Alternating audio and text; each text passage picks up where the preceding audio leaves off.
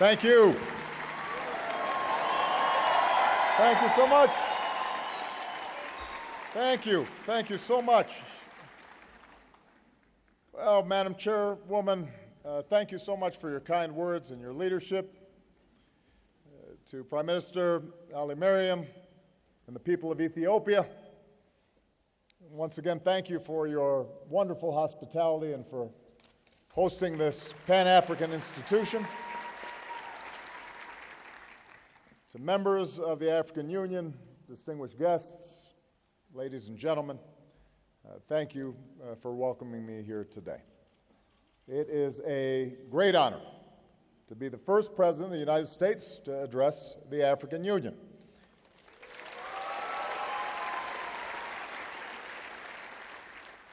I'm grateful for this opportunity to speak to the representatives of more than 1 billion people of the great African continent.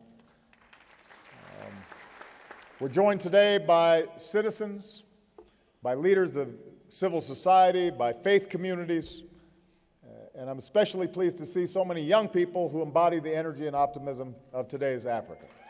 Hello. Thank you for being here. I stand before you as a proud American. I also stand before you as the son of an African.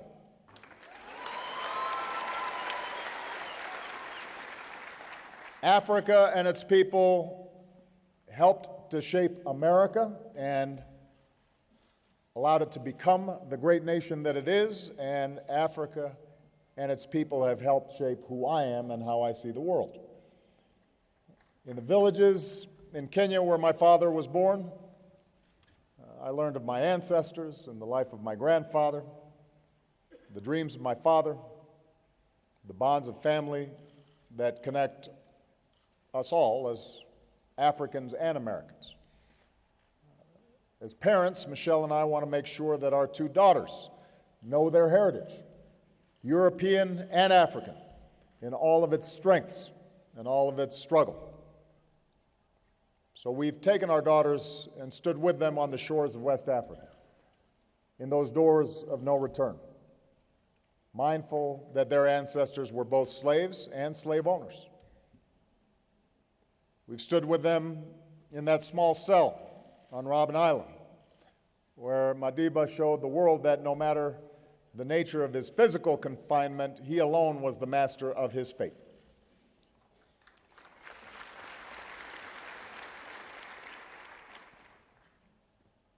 For us, for our children, Africa and its people teach us a powerful lesson: that we must uphold the inherent dignity of every human being.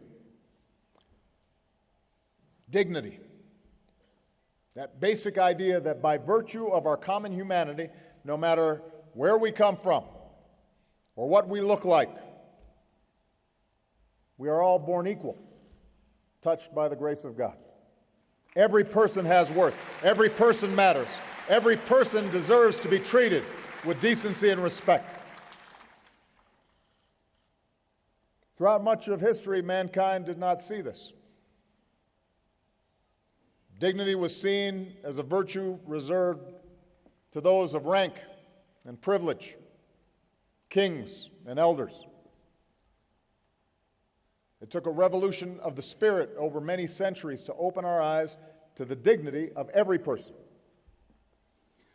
And around the world, generations have struggled to put this idea into practice in laws and in institutions. So too here in Africa. This is the cradle of humanity. And ancient African kingdoms were home to great libraries and universities. But the evil of slavery took root, not only abroad, but here on the continent. Colonialism skewed Africa's economy and robbed people of their capacity to shape their own destiny. Eventually, liberation movements grew. And 50 years ago, in a great burst of self-determination, Africans rejoiced as foreign flags came down. and your national flags went up. As South Africa's Albert Luthuli said at the time, the basis for peace and brotherhood in Africa is being restored by the resurrection of national sovereignty and independence, of equality and the dignity of man. A half-century into this independence era, it is long past time to put aside old stereotypes of an Africa forever mired in poverty and conflict. The world must recognize Africa's extraordinary progress. Today, Africa is one of the fastest growing regions in the world. Africa's middle class is projected to grow to more than 1 billion consumers, with hundreds of millions of mobile phones, surging access to the internet. Africans are beginning to leapfrog old technologies into new prosperity. Africa is on the move. A new Africa is emerging. Propelled by this progress and in partnership with the world, Africa has achieved historic gains in health. The rate of new HIV/AIDS infections has plummeted. African mothers are more likely to survive childbirth and have healthy babies. Deaths from malaria have been slashed, saving the lives of millions of African children. Millions have been lifted from extreme poverty. Africa has led the world in sending more children to school. In other words, more and more African men, women, and children are living with dignity and with hope.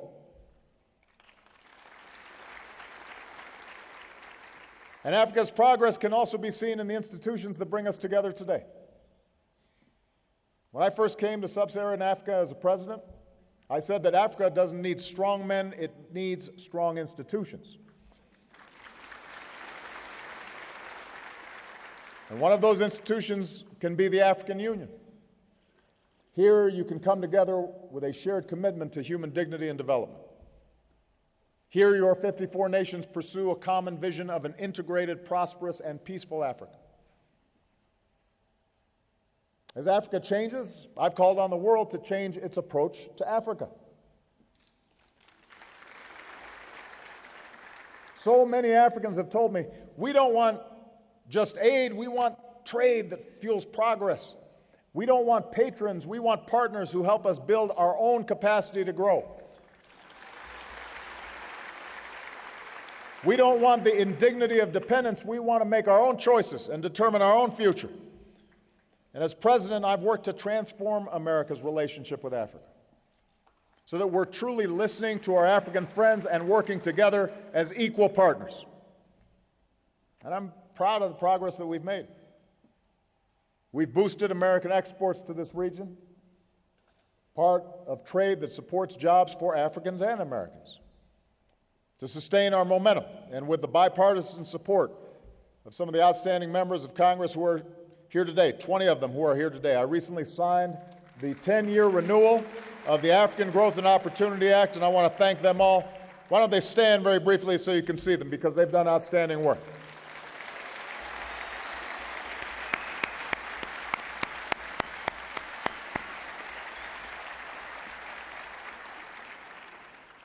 We've launched major initiatives to promote food security and public health and access to electricity, and to prepare the next generation of African leaders and entrepreneurs, investments that will help fuel Africa's rise for decades to come. Last year, as the chairwoman noted, I welcomed nearly 50 African presidents and prime ministers to Washington so we could begin a new chapter of cooperation. And by coming to the African Union today, I'm looking to build on that commitment. I believe Africa's rise is not just important for Africa, it's important to the entire world. We will not be able to meet the challenges of our time, from ensuring a strong global economy, to facing down violent extremism, to combating climate change, to ending hunger and extreme poverty, without the voices and contributions of 1 billion Africans. Now, even with Africa's impressive progress, we must acknowledge that Many of these gains rest on a fragile foundation. Alongside new wealth, hundreds of millions of Africans still endure extreme poverty. Alongside high-tech hubs of innovation, many Africans are crowded into shanty towns without power or running water, a level of poverty that's an assault on human dignity. Moreover, as the youngest and fastest growing continent, Africa's population in the coming decades will double to some 2 billion people, and many of them will be young, under 18. Now, on the one hand, this could bring tremendous opportunities as these young Africans harness new technologies and ignite new growth and reforms. Economists will tell you that countries, regions, continents grow faster with younger populations. It's a demographic edge and advantage, but only if those young people are being trained. We need only to look at the Middle East and North Africa to see that large numbers of young people with no jobs and stifled voices can fuel instability and disorder. I suggest to you that the most urgent task facing Africa today and for decades ahead is to create opportunity for this next generation.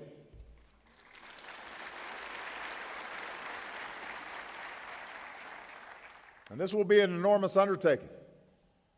Africa will need to generate millions more jobs than it's doing right now, and time is of the essence.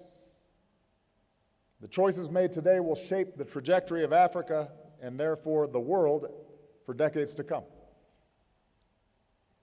And as your partner and your friend, allow me to suggest several ways that we can meet this challenge together. Africa's progress will depend on unleashing economic growth, not just for the few at the top, but for the many, because an essential element of dignity is being able to live a decent life. That begins with a job, and that requires trade and investment. Many of your nations have made important reforms to attract investment. It's been a spark for growth. But in many places across Africa, it's still too hard to start a venture, still too hard to build a business. Governments that take additional reforms to make doing business easier will have an eager partner in the United States. And that includes reforms to help Africa trade more with itself, as the chairwoman and I discussed before we came out here today. Because the biggest markets for your goods are often right next door. You don't have to just look overseas for growth. You can look internally. And our work to help Africa modernize customs and border crossings started with the East African community. Now we're expanding our efforts across the continent, because it shouldn't be harder for African countries to trade with each other than it is for you to trade with Europe and America.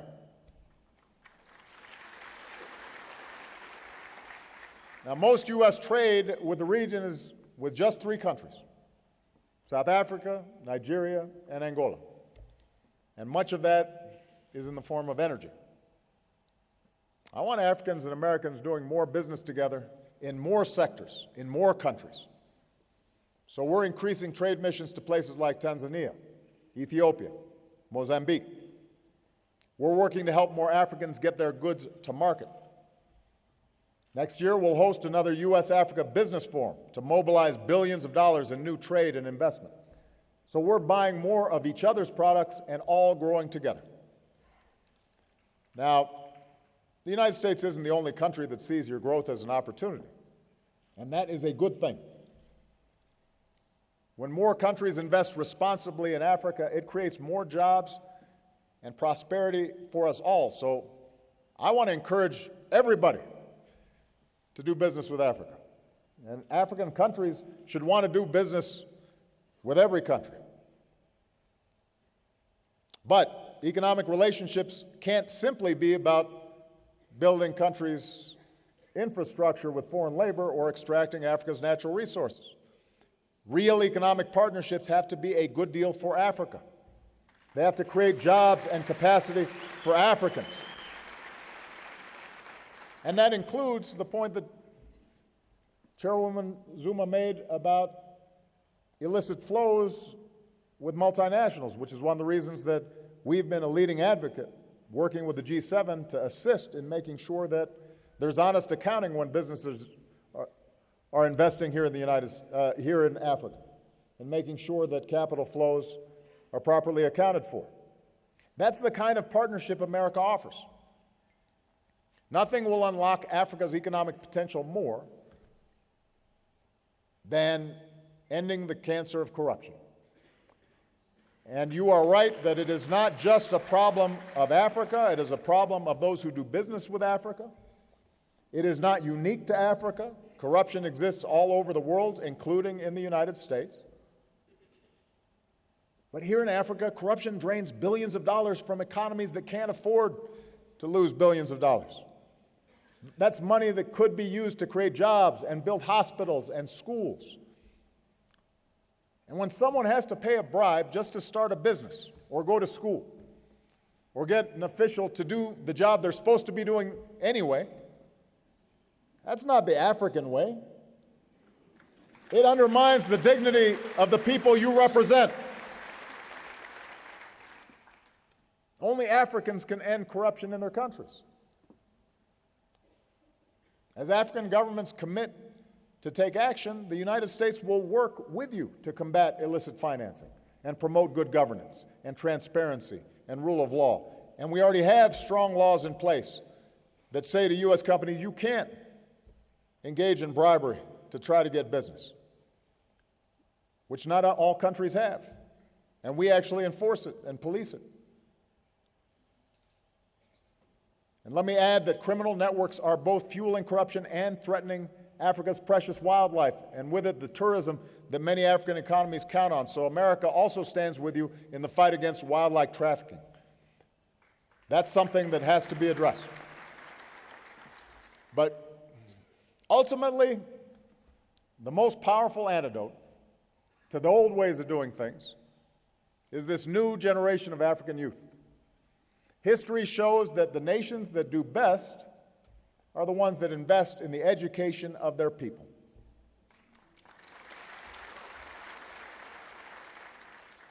You see, in this information age, jobs can flow anywhere.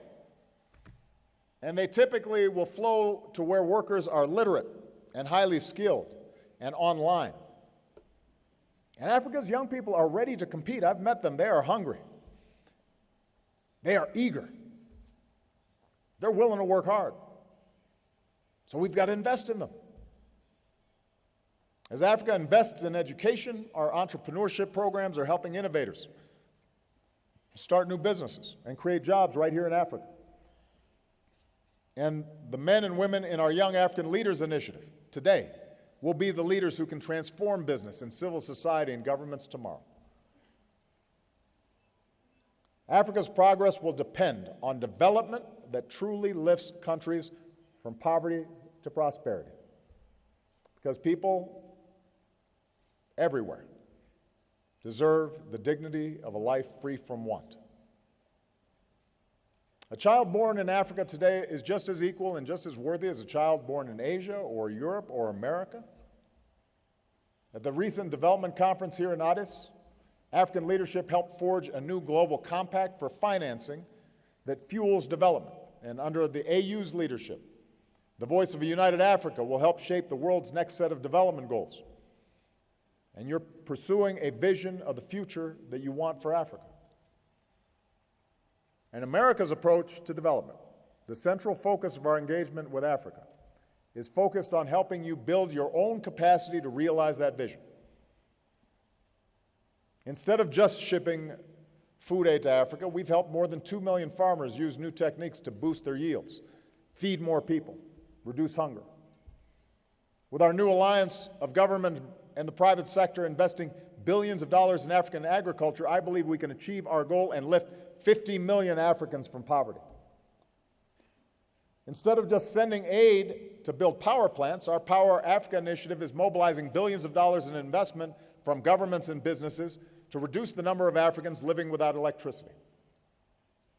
Now, an undertaking of this magnitude will not be quick. It will take many years. But working together, I believe we can bring electricity to more than 60 million African homes and businesses and connect more Africans to the global economy.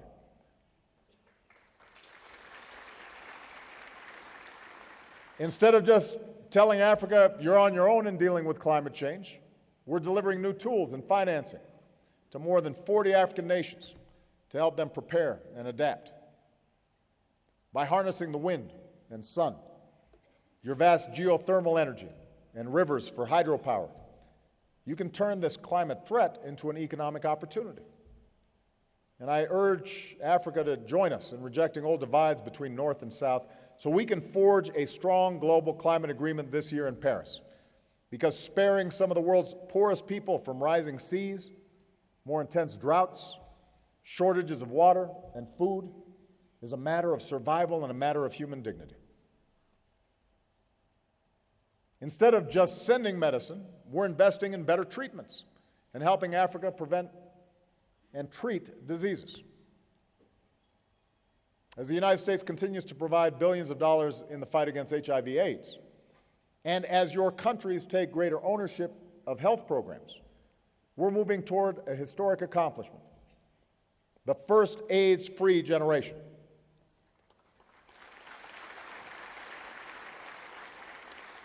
And if the world learned anything from Ebola, it's that the best way to prevent epidemics is to build strong public health systems that stop diseases from spreading in the first place. So America is proud to partner with the AU and African countries in this mission. Today I can announce that of the $1 billion that the United States is devoting to this work globally, half will support efforts here in Africa.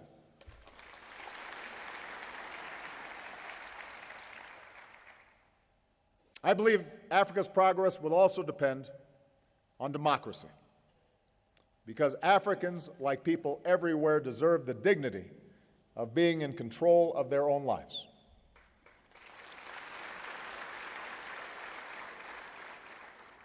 We all know what the ingredients of real democracy are.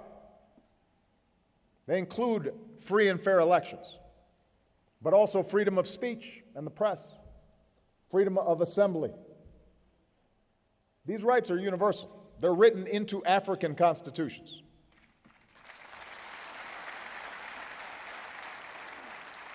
The African Charter on Human and People's Rights declares that every individual shall have the right to the respect of the dignity inherent in a human being. From Sierra Leone, Ghana, Benin, to Botswana, Namibia, South Africa, democracy has taken root. In Nigeria, more than 28 million voters bravely cast their ballots, and power transferred as it should, peacefully.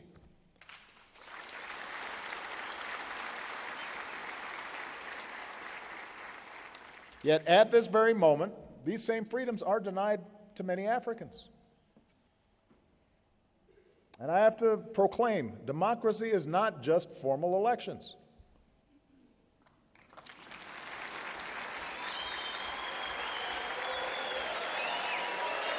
You know, when journalists are put behind bars for doing their jobs, or activists are threatened as governments crack down on civil society, then you may have democracy in name but not in substance. And I'm convinced that nations cannot realize the full promise of independence until they fully protect the rights of their people. And this is true even for countries that have made important democratic progress. As I indicated during my visit to Kenya, the remarkable gains that country has made with a new constitution, with its election, cannot be jeopardized by restrictions on civil society. You know, likewise, our hosts, Ethiopians, have much to be proud of. I've been amazed at all the wonderful work that's being done here. And it's true that the elections that took place here occurred without violence. But as I discussed with Prime Minister Haile Mariam, that's just the start of democracy. I believe Ethiopia will not fully unleash the potential of its people if journalists are restricted or legitimate opposition groups can't participate in the campaign process. And to his credit, the Prime Minister acknowledged that more work will need to be done for Ethiopia to be a full-fledged, sustainable democracy. So these are conversations we have to have as friends. You know, American democracy is not perfect. We've worked for many years. But one thing we do is we continually re-examine to figure out how can we make our democracy better. And that's a source of strength for us, being willing to look and see honestly what we need to be doing to fulfill the promise of our founding documents. And every country has to go through that process. No country is perfect, but we have to be honest and strive to expand freedoms, to broaden democracy. The bottom line is that when citizens cannot exercise their rights, the world has a responsibility to speak out. And America will, even if it's sometimes uncomfortable, even when it's sometimes directed towards our friends. And I know that there are some countries that don't say anything, and maybe that's easier to, for leaders to deal with. But you're kind of stuck with us. This is how we are. We believe in these things. We're going to keep on talking about it. And I want to repeat, we do this not because we think our democracy is perfect or we think that every country has to follow precisely our path. For more than 2 centuries since our independence, we're still working on perfecting our union. We're not immune from criticism. When we fall short of our ideals, we strive to do better.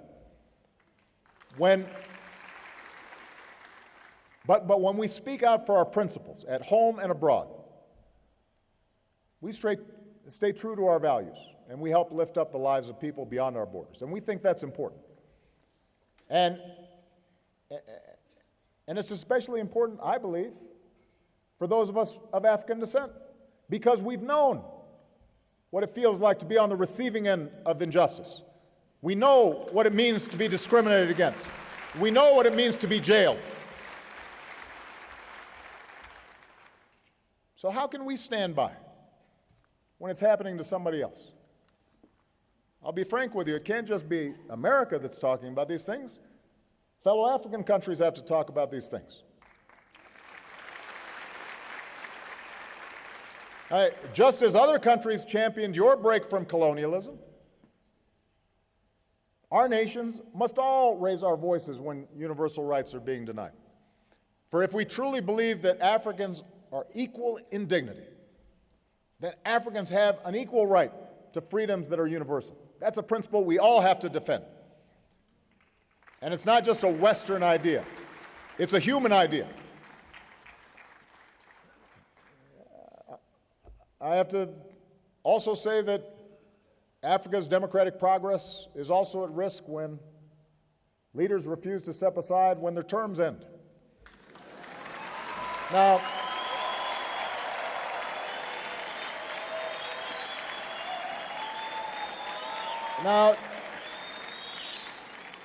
let me be honest with you. I do not understand this.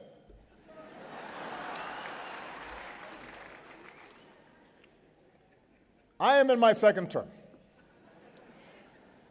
It has been an extraordinary privilege for me to serve as the President of the United States. I cannot imagine a greater honor or a more interesting job.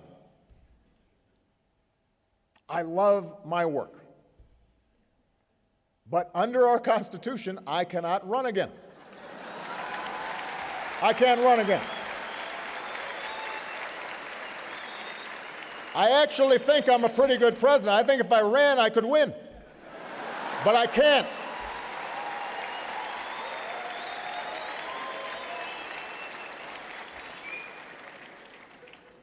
So there's a lot that I'd like to do to keep America moving, but the law is the law. And no one person is above the law, not even the president.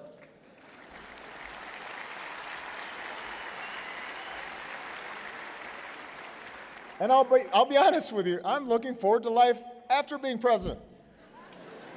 I won't have such a big security detail all the time. It means I can go take a walk. I can spend time with my family. I can find other ways to serve. I can visit Africa more often.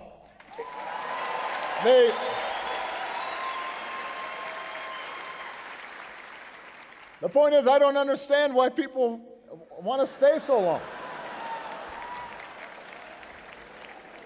Especially when they've got a lot of money.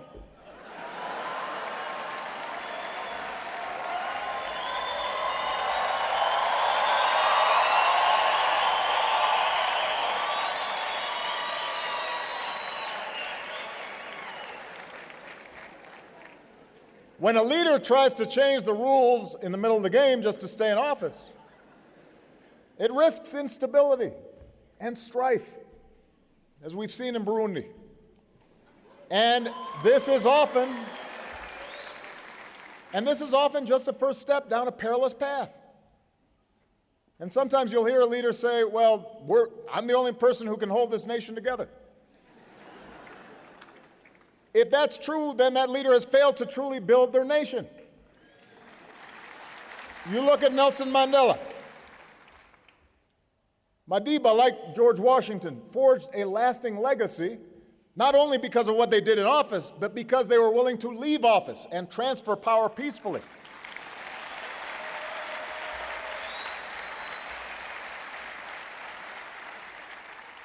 And just as the African Union has condemned coups and illegitimate transfers of power, the AU's authority and strong voice can also help the people of Africa ensure that their leaders abide by term limits and their constitutions. Nobody should be president for life. And your country's better off if you have new blood and new ideas. I'm still a pretty young man.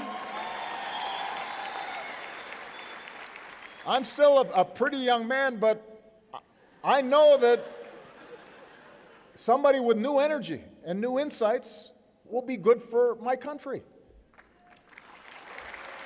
It will be good for yours too in some cases.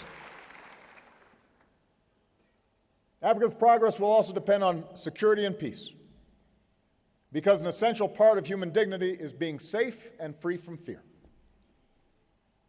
In Angola, Mozambique, Liberia, Sierra Leone, we've seen conflicts end and countries work to rebuild. But from Somalia and Nigeria to Mali and Tunisia, terrorists continue to target innocent civilians. Many of these groups claim the banner of religion, but hundreds of millions of African Muslims know that Islam means peace. And we must call groups like Al-Qaeda, ISIL, Al-Shabaab, Boko Haram, we must call them what they are, murderers.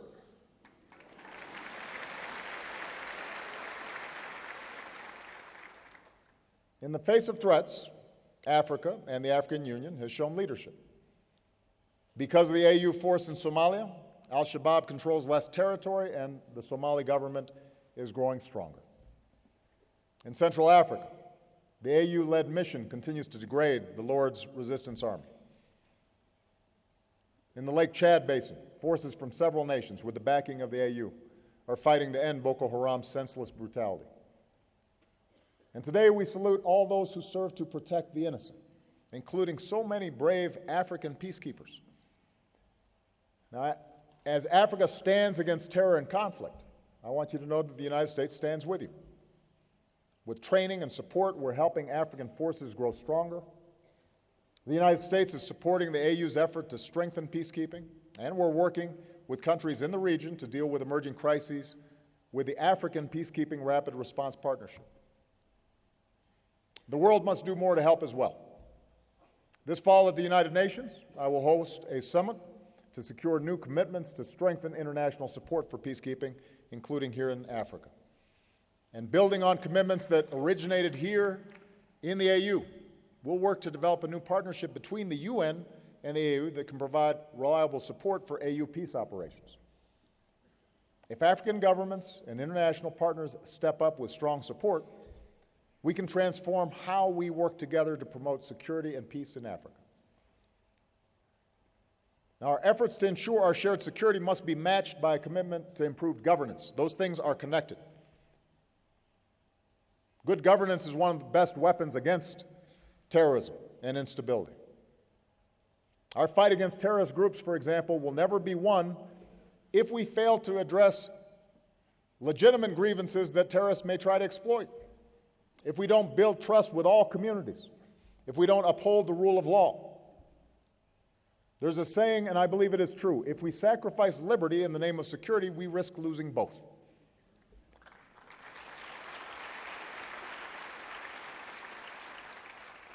This same seriousness of purpose is needed to end conflicts. In the Central African Republic, the spirit of dialogue recently shown by ordinary citizens must be matched by leaders committed to inclusive elections and a peaceful transition. In Mali, the comprehensive peace agreement must be fulfilled. And leaders in Sudan must know their nation will never truly thrive so long as they wage war against their own people. The world will not forget about Darfur. In South Sudan, the joy of independence has descended into the despair of violence. I was there at the United Nations when we held up South Sudan as the promise of a new beginning. And neither Mr. Kiir nor Mr. Machar have shown so far any interest in sparing their people from this suffering or reaching a political solution. Yesterday, I met with leaders from this region. We agree that given the current situation, Mr. Kiir and Mr. Machar must reach an agreement by August 17th, because if they do not, I believe the international community must raise the costs of intransigence. And the world awaits the report of the AU Commission of Inquiry, because accountability for atrocities must be part of any lasting peace in Africa's youngest nation.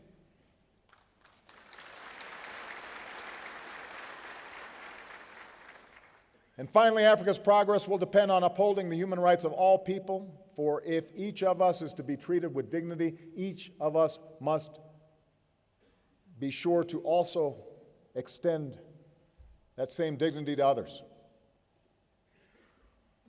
As president, I make it a point to meet with many of our young African leaders, and one was a young man from Senegal.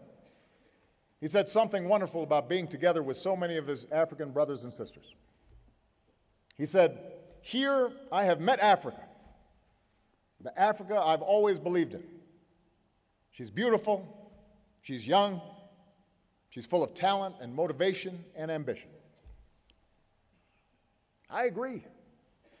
Africa is the beautiful, talented daughters who are just as capable as Africa's sons. And as a father, I believe that my two daughters have to have the same chance to pursue their dreams as anybody's son, and that same thing holds true for girls here in Africa. Our girls have to be treated the same.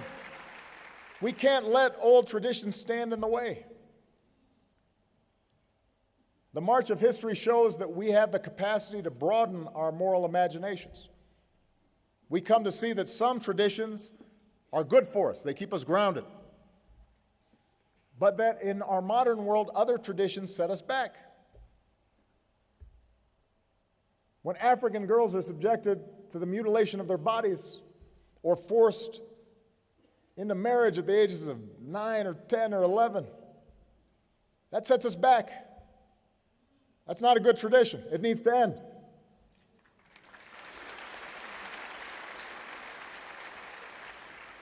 When more than 80% of new HIV cases in the hardest hit countries are teenage girls, that's a tragedy. That sets us back.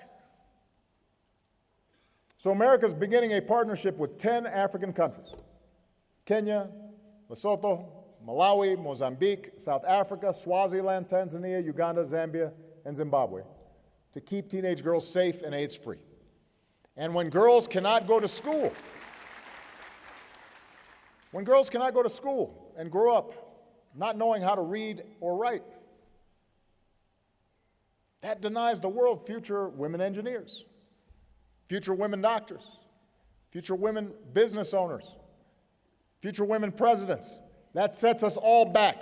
That's a bad tradition, not providing our girls the same education as our sons. I was saying in Kenya Nobody would put out a football team and then just play half the team. You'd lose. The same is true when it comes to getting everybody an education. You can't leave half the team off, our young women. So as part of America's support for the education and the health of our daughters, my wife, Michelle, is helping to lead a global campaign, including a new effort in Tanzania and Malawi, with a simple message. Let girls learn. Let girls learn so they grow up healthy and they grow up strong, and that will be good for families, and they will raise smart, healthy children, and that will be good for every one of your nations. Africa is the beautiful, strong women that these girls grow up to become. The single best indicator of whether a nation will succeed is how it treats its women.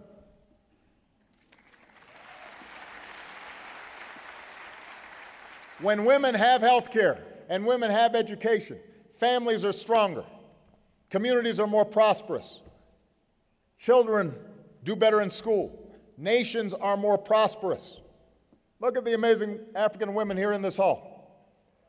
If you want your country to grow and succeed, you have to empower your women. And if you want to empower more women, America will be your partner. Let's work together. Let's work together to stop sexual assault and domestic violence. Let's make clear that we will not tolerate rape as a weapon of war. It's a crime, and those who commit it must be punished. Let's lift up the next generation of women leaders who can help fight injustice and forge peace and start new businesses and create jobs. And some might hire some men, too.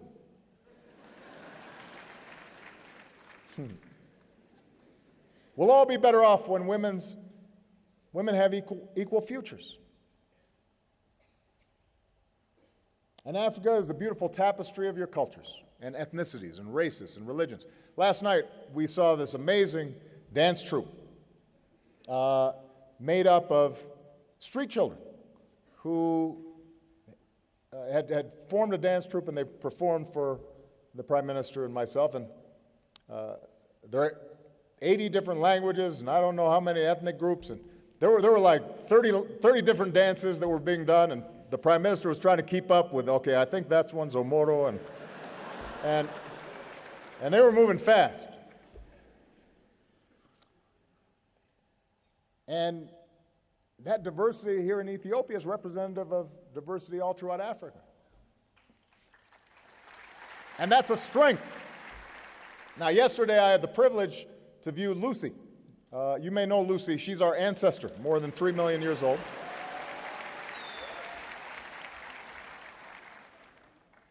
In this tree of humanity, with all of our branches and diversity, we all go back to the same root. We're all one family. We're all one tribe. And yet so much of the suffering in our world stems from our failure to remember that, to not recognize ourselves in each other. We think because somebody's skin is slightly different, or their hair is slightly different, or their religious faith is differently expressed, or they speak a different language, that it justifies somehow us treating them with less dignity. And that becomes the source of so many of our problems. And we think somehow that we make ourselves better by putting other people down. And that becomes the source of so many of our problems. When we begin to see each other as somehow less than ourselves, when we succumb to these artificial divisions of faith or sect or tribe or ethnicity, then even the most awful abuses are justified in the minds of those who are thinking in those ways. And in the end, abusers lose their own humanity as well.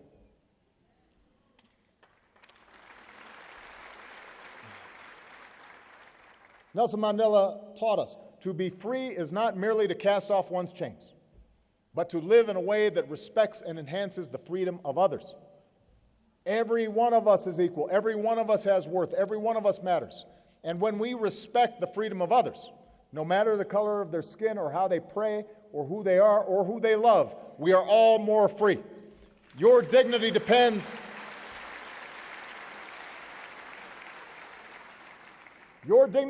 on my dignity, and my dignity depends on yours. Imagine if everyone had that spirit in their hearts. Imagine if governments operated that way.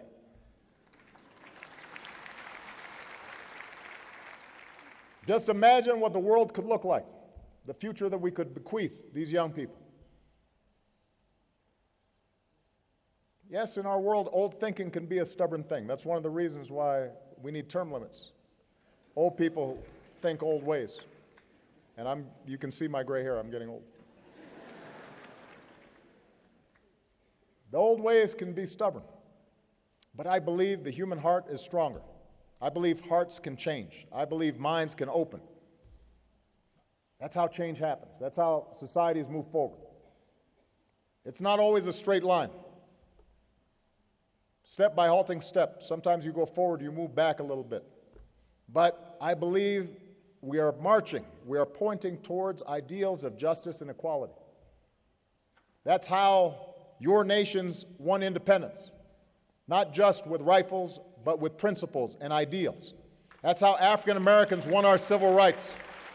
That's how South Africans, black and white, tore down apartheid. That's why I can stand before you today as the first African American president of the United States.